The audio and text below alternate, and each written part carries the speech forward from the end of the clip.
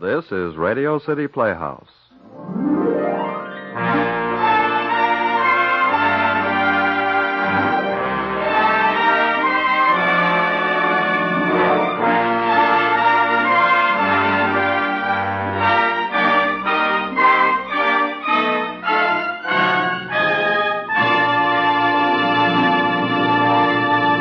Ladies and gentlemen, here is the director of Radio City Playhouse, Harry W. Junkin. Thank you, Bob Warren. Friends, we feel so keenly the importance of variety in radio entertainment that tonight we are making a rather radical departure from our usual format. We would like to have your opinion of our effort tonight. Your approval is very important to us. If you can find a few seconds to drop us a note or a postcard, please do. Envelope should be addressed Radio City Playhouse, NBC, New York. That's Radio City Playhouse, NBC, New York. And now here is our show. Our two very favorite people and very special stars on Radio City Playhouse, Jan Minor and John Larkin, in Two Moods from the Past.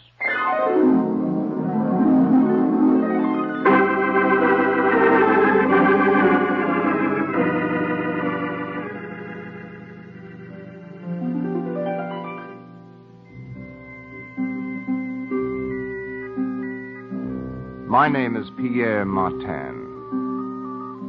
10 years ago, while serving under the Emperor Napoleon during his expedition in Upper Egypt, I had an adventure so fantastic that I have never told it to anyone. The memory of it makes me both proud and ashamed.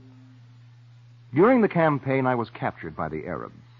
They took me deep into the desert to their camp and held me prisoner there.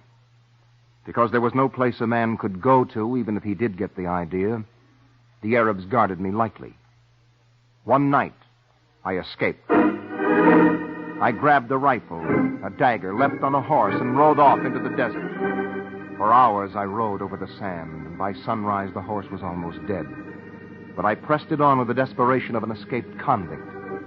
And suddenly, silhouetted against the rising sun, I saw palm trees. We were saved. Our nostrils quivered at the smell of water and dates. I urged on the staggering horse, but at the very edge of the spring that gushed forth cool, clear water, he fell dead with exhaustion. I drank only a little water at first. Then I plunged my head and drank until I could hold no more. By this time, the sun was up, and all I could see was sand. Mile after mile of cruel, dry whiteness. There was not a cloud in the sky, not a breath in the air. I climbed a palm and ate my fill of the fresh, ripe dates. And then I crawled into a shallow cave made by some rocks and fell asleep. I slept through the long, hot day and into the night. About midnight, I awoke with a start. A sound had wakened me, but it was a sound that came from no human being. It was the sound of breathing. But what breathing? It was something big, something unnameable, something in the cave itself. I lay there, my nerves shuddering with horror. I strained my eyes to pierce the blackness, but I could see nothing. There was only this terrifying breathing. Gradually, in the blackness, I thought I could distinguish the outline of a long, crouched figure. But what it was, I couldn't even guess. For hours I lay there, listening to this hideous breathing, waiting. Suddenly, as the moon began to set, a ray of its light entered the cave and made visible to my straining eyes the spotted skin of a panther. This lion of Egypt slept curled up like an enormous dog, its face turned toward me. 1,000 confused thoughts rushed through my mind. I could kill it with a bullet from my gun, but there was not enough distance between us for me to take proper aim. Twice I placed my hand on my dagger. Just one quick stab. But no, it was too dark. And if I missed... The minutes dragged by. They became hours. And I sat there, taut, trembling, terrified. Soon it became light enough to see the rising and falling of the animal's breast and sides, to see that its muzzle was smeared with blood. Soon I could see more.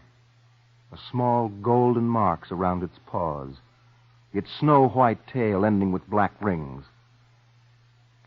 Soon I could see that it was a female, and huge. She reminded me of a gigantic cat snoozing on a cushion. Her blood-stained claws stretched out before her face from paws that were nervous. Her head rested on them, and her straight, slender whiskers seemed like threads of silver in the hazy light. Trembling for fear I would wake her, I edged myself to a crouching position. And inch by inch, I began to ease myself toward the exit of the cave. To do this, I had to pass within 6 inches of her nose.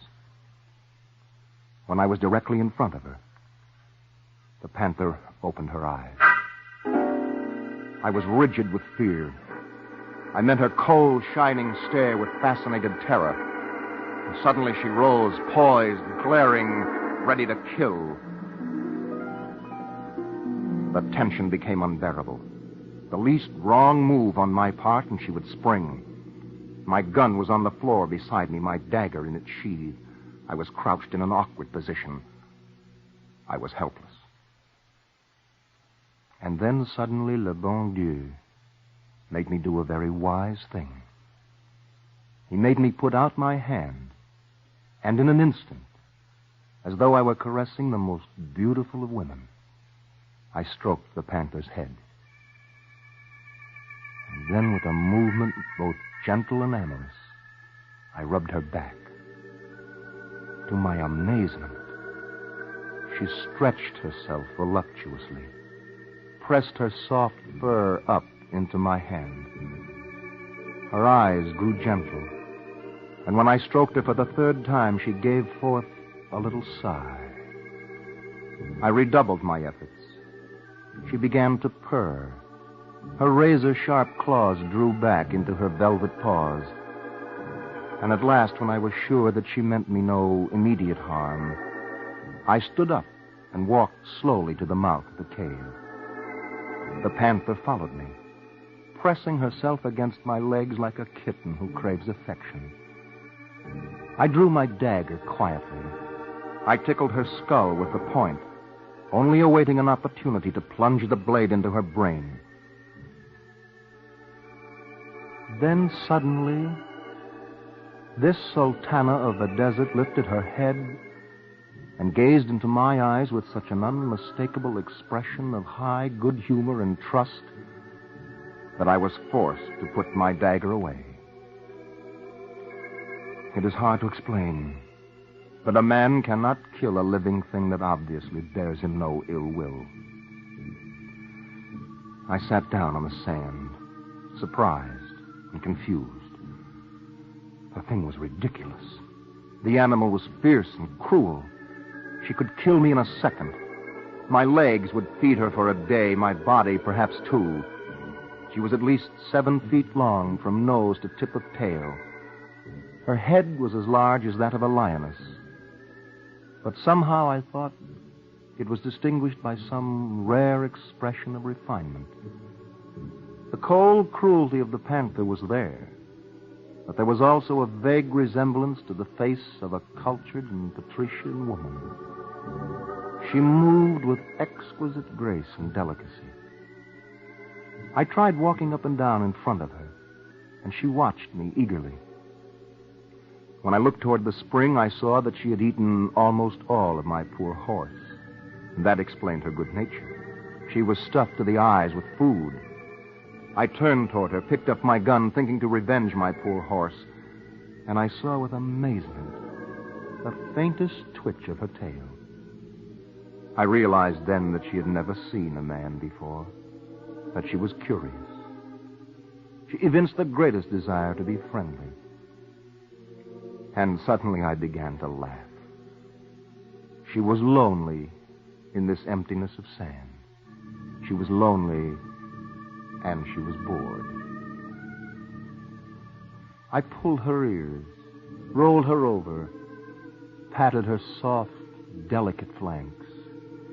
When I picked up one of her paws, she carefully drew in her claws. I could not bring myself to kill her. She had done nothing to me, and my horse was already dead when she found him. How could I hurt this beautiful animal? How could I stab or shoot her in cold blood? It was too cruel. And yet I could not trust her. After a while, I removed my boots and breeches so that I might bathe in the spring. I advanced to the water on the opposite side to the way I had approached the previous evening and strode happily into the cool water. In an instant, I realized that I had stepped into a quicksand. When I had sunk to my waist, I screamed. With one bound, the panther was at the water's edge. Hunching herself very low, she inched toward me. I took off my shirt, twisted it into a rope, and held it out to her. She took it between her dreadful jaws, and slowly, inch by inch, she dragged me out. Moving cautiously so as not to sink herself, she tugged slowly and determinedly until finally I lay safe on the hard, dry sand. Now we were bound together for life and death. Now I could never harm her. Never. Yet what could I do? One does not take full-grown panthers as pets. She was gentle now, but what would happen to her disposition when she grew hungry again? I told myself I was a fool. I should shoot her and have done with it. Yet each time I picked up my gun, she would look at me with such gentleness in her golden eyes that I could not bring myself to kill her. No matter what her motive, she had saved my life. How could I return this service with a bullet?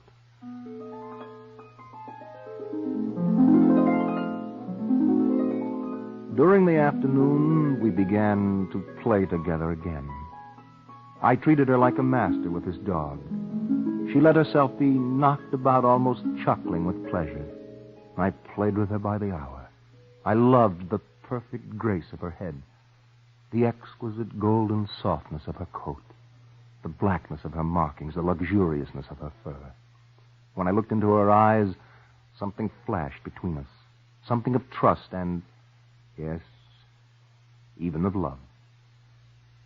In the late afternoon, she disappeared, and I piled rocks in front of the cave to keep her away from me during the darkness. The next morning, I found her waiting outside for me with the untouched body of some desert bird. With a lump in my throat, I realized that this creature whom I had barred from the shelter of the cave had brought me food. True, I could not eat this dead bird, but she had no way of knowing that this morsel, which she considered so delicious, would not appeal to me. Perhaps she had sensed that I was tired of the dates, and she had brought me a gift. 3 days later, in the afternoon, I saw French soldiers on the horizon. I had expected rescue, since the desert was full of Napoleon's troops. With a wild shout of joy, I rushed to meet them. My sudden scream startled the panther, and she turned quickly and with her sharp teeth caught hold of my leg. Thinking her in earnest at last, thinking her about to sink her teeth into my knee, I stabbed her with my dagger in the throat. With a scream of pain, she released me and sank to the sand. In an instant, I knew what I had done. I realized almost as I struck her that she was only playing, that we had tumbled together before, that I had killed her on a misunderstanding. She lay there in the sand, her red blood flowing from her tortured throat. And in those golden, soft eyes, there was such an expression of baffled hurt and incredulity that I flung myself down beside her. She looked into my eyes with a sort of sad, soft sweetness. And I, stricken and heartbroken, sobbed bitterly as I heard my rescuers drawing nigh.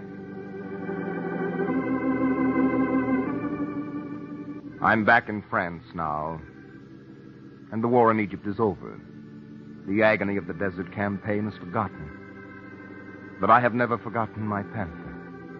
When I speak of her, and I speak of her fondly, I call her my passion in the desert.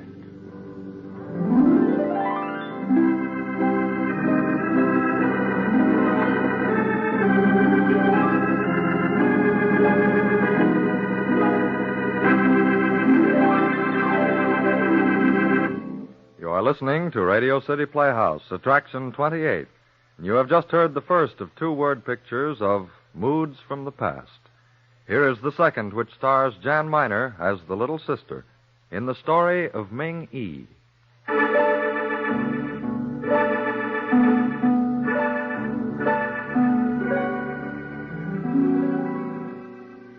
I am the little sister of Ming-E, my great and venerable elder brother. We live in the city of Kwang Sha-Fu, under the rule of the great emperor Hung Wo. And the year is that one which corresponds to the white stranger's year of 1034. As a young boy, my beloved and respected elder brother had no superior among the youths of his age.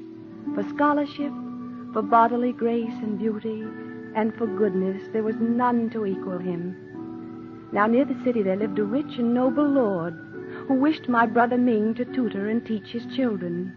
And so Ming went each morning to the great lord's house, and all day taught the great lord's children, and many happy hours he spent this way.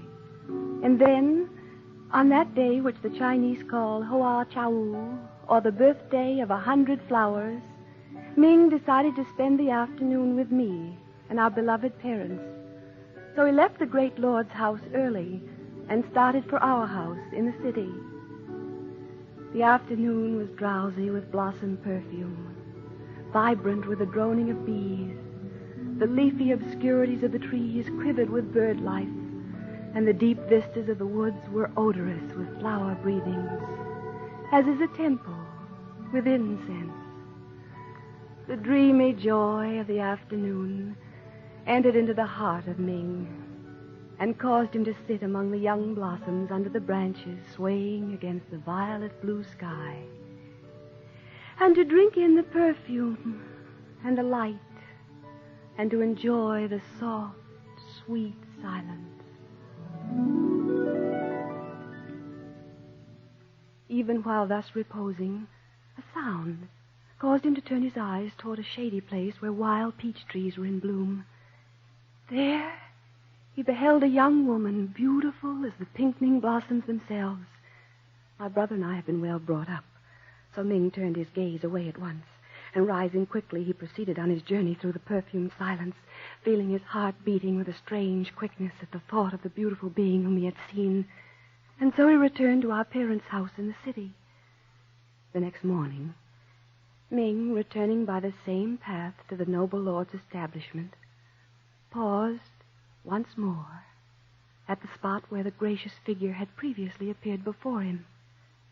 This time, he was surprised to perceive through a long vista of immense trees a dwelling that had previously escaped his notice. A country residence. Not large, yet elegant to an unusual degree. The bright blue tiles of its curved and serrated double roof rising above the foliage seemed to blend their color with the luminous azure of the sky. There were flowers everywhere, and at the summit of the terrace steps leading to the ground floor of the mansion, Ming perceived the idol of his passionate fancy. While he gazed with wonderment, he met the eyes of the fair and beautiful one, and to his amazement, she smiled. So exquisite, so tender, so altogether lovely was this smile that the flowers bent toward her. The birds burst their tiny throats in ecstasies of song, and Ming felt his senses reel with delight. The fair one beckoned him to approach nearer. Then Ming followed her into a reception chamber, vast, cool, and fragrant with the scent of blossoms newly gathered. The young mistress of the mansion moved toward Ming and kindly greeted him as he bowed low in salutation. Softly tender as a beauteous lily, She wore her black hair interwoven with the creamy blossoms of some woodland flower. Her robes of purest silk took shifting tints when she moved, as vapors change hue with the changing of the light. There was drowsy music in her voice, and such a strange, sweet grace in her manner as Ming had never heard before.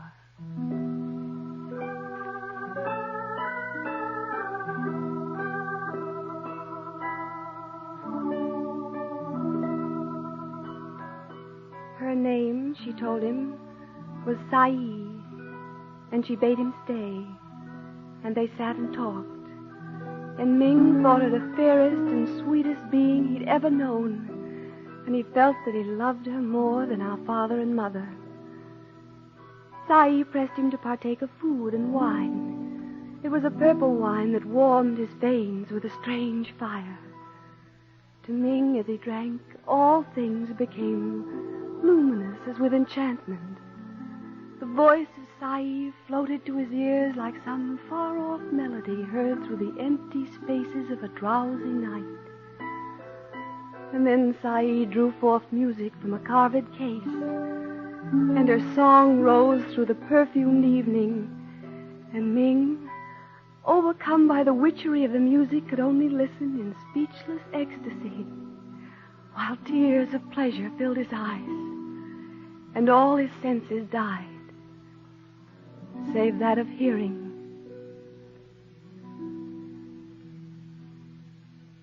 At last, when the flowers opened their eyes to the rising sun, Ming bade his lovely enchantress farewell. Sai kissed him fondly and told him that only the stars had witnessed their love, and that he should speak of it to no living person. And so saying, she presented him with an exquisite and curious little thing, a paperweight in the likeness of a crouched lion, wrought from a stone of purest jade. Tenderly, Ming kissed her hand and swore that never would he betray a love so beautiful. Now it came to pass that many were the hours that Ming spent with the fair and beautiful one. He came to neglect the great lord's children. The great lord became suspicious and sent a servant to watch Ming, to follow him into the woods. But the servant, on reaching the most obscure portion of the forest, found the boy to suddenly vanish, as though the earth had swallowed him up, and the servant returned to relate what had taken place in great bewilderment and confusion. Meanwhile, Ming, on entering the chamber of his beloved, was surprised and deeply pained to find her in tears. She told him that they were about to be separated forever. She told him that someday he would become a great scholar, and that honors and riches would be showered upon him, and that some beautiful, good, and loving woman would console him forever. And then Sai refused to speak of grief or sadness, and sang to Ming again her wondrous song.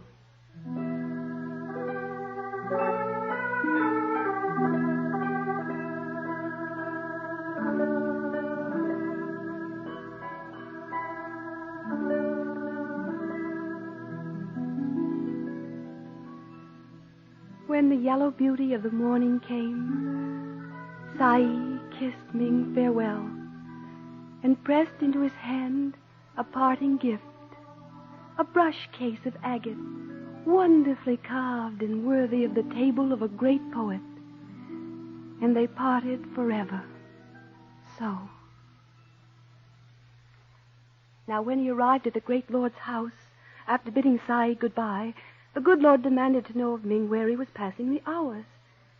And at Ming's silence, the noble lord grew angry and struck the boy with his staff many times, until finally Ming faltered out the story of his love.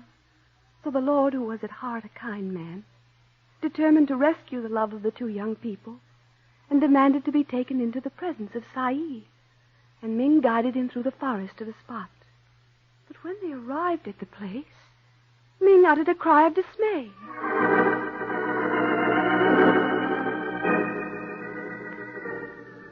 Where the azure-tiled roof had been, there was only the blue emptiness of the sky. Where the broad terrace had extended, he could discern only a ruin, a tomb, so ancient, so deeply gnawed by moss that the name graven upon it could not be read. The home of Sai had disappeared. Suddenly, the great lord understood, and he looked at Ming with a deep respect. "My son," he said, "you have been beloved of a goddess. Although you are too young to have read the wisdom of Ping Kang, Sai Teo is the goddess of beautiful souls. Her love is the mark of great blessings, and only in the history of China, twice in 6,000 years, has she loved a mortal being."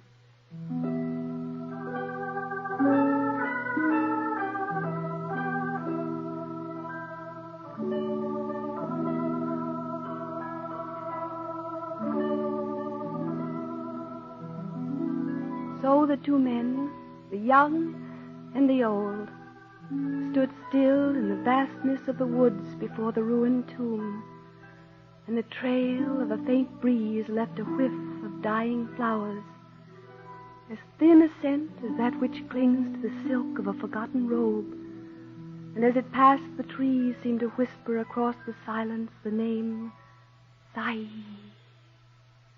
Sai Teo. In after years, my brother Ming obtained high dignities, great wealth and fame. He wed the daughter of a great house of China. His sons grew to be great and good men. But never has he forgotten Sai Teo. And yet it is said that he never speaks of her, not even to his beloved sons when they beg him to tell them the story of the two beautiful objects which lay always upon his writing table. One, a lion of yellow jade. The other, a brush case of carven agate.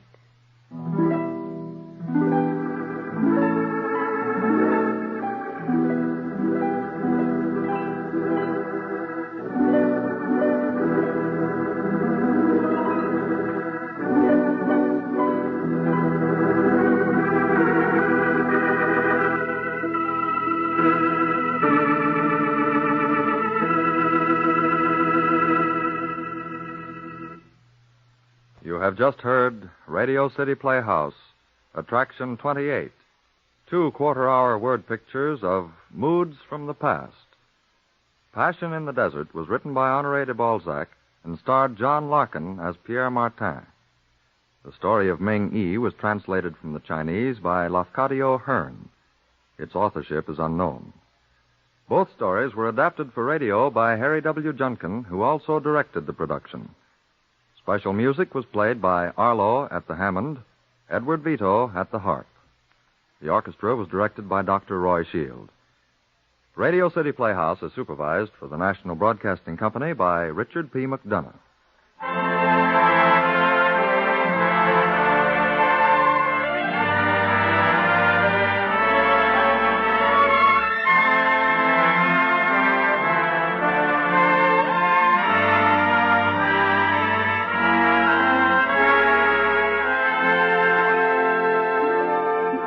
This is Harry Junkin again.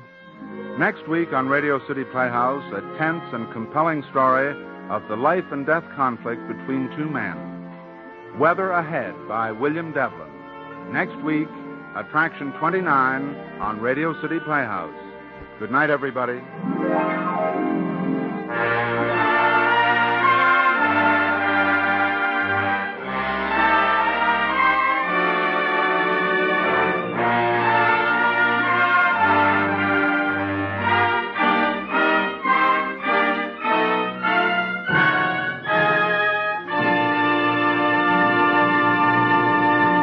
Bob Warren speaking. This is NBC, the National Broadcasting Company.